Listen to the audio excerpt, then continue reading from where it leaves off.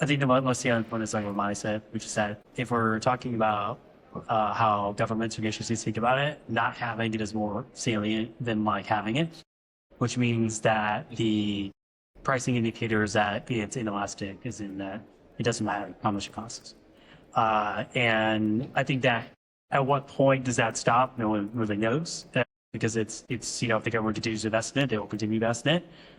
And I think that that's a confounding factor of like, it's just max like token prices of deflationary, they also go down, which means changing more, which is a great thing. But it's also being deployed in countries that are, well, your country is very expensive. And that's like, that's by choice. The reason why the first attack on public cloud came from Germany, and the public cloud gave up on it 2 years ago. And it was because people were leaning those GPUs. And so the underlying technology, Google, Azure, and AWS was fighting everything tooth and nail for over a decade. And then GPUs come out and they're like, all right, we give up. Right. And at some point, like people will ask the question, like, should we continue doing it? But then you have another confounding factor of like, what is the value of intelligence? We have abstractions of that, SAT scores, college degrees. College degrees implies that we pay a lot for intelligence, but a lot of people come out of those things who are not that intelligent, right? But we'll continue to pay for it. And so the question is like, how do you evaluate if a doctor's good or a lawyer's good? Like we have these very loose, not well-defined, understood but not well-defined, like abstractions of intelligence. Because intelligence is unbounded. Just like, at what point does code too happy with money, right?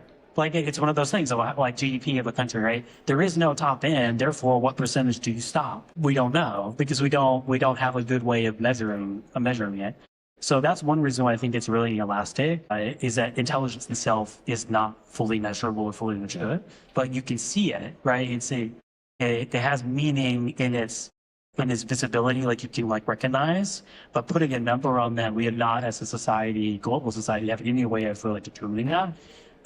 And we have even the counterfactual that, which is like, there are VC funds, as Max knows, completely devoted to people who drop out of college. So we have this other side of it, the heterodox side, right? So that's what I'm saying, that like, I think it's just one of those things of like, there will be a down to it, of course. Like there was something that will like not continue this unbounded acceleration. And I think mostly that's kind of like public sentiment, I think, right now. But I do think it's one of those builds of like, it's just one of those things I think that will just keep going because you don't know where it could stop, just like we don't stop researching the universe. Yeah.